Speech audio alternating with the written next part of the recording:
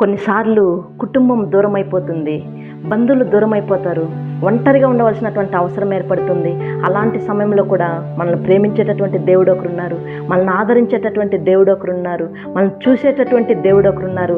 ఆ రోజు హాగర్ని చూసుకున్నట్లయితే మరి హాగరు సార పెట్టినటువంటి శ్రమలకి భయపడి అరణ్యానికి పారిపోయింది. అరణ్యంలో ఒంటరిగా ఉంటుంది, ఎంతో వేదన పడుతుంది, కన్నీరు గారుస్తుంది. అలాంటి సమయంలో దేవుడు దిగి వచ్చి హాగర్ని దేవుడు ఆదరించాడు. అదేవిధంగా అందుకే హాగర్ ఇలాగ పేరు పెట్టింది దేవునికి.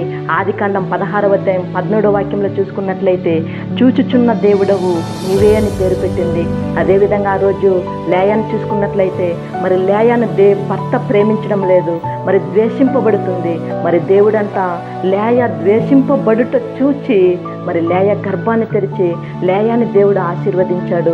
అదేవిధంగా ఆ రోజు ఇశ్రాయేలు ప్రజలు ఎంతో కష్టాన్ని అనుభవిస్తున్నారు, ఐగుప్తు యొక్క బానిసత్వంలో ఉంటున్నారు, ఎంతో వేదన. దేవుడంట వారి మూలుగులు విన్నాడంట, వారి యొక్క బాధను దేవుడు చూచాడంట. దేవుడు వారికి ఐగుప్తు యొక్క బానిసత్వం నుంచి విడుదలనిచ్చారు. ఈరోజు హాగర్ వలె ఒంటరితనంలో ఏడుస్తున్నావా? అయితే దేవుడు తప్పకుండా నేను చూస్తున్నాడు, నీ కన్నీటిని చూస్తున్నాడు, నిన్ను ఆదరించేటటువంటి దేవుడై ఉన్నాడు. ఒకవేళ లేక లేయ వలె నీవు ద్వేషింపబడుచున్నారా? నన్నెవరు ప్రేమించటలేదు, మనుషులకు నన్నెవరు పట్టించుకోవడం లేదనుకుంటున్నావా? అయితే నేను పట్టించుకునేటటువంటి దేవుడు ఒకరున్నారు. ఒకవేళ నీ భార్య చేత నీవు ద్వేషింపబడుచున్నావా, లేక నీ భర్త చేత నీవు ద్వేషింపబడుచున్నావా?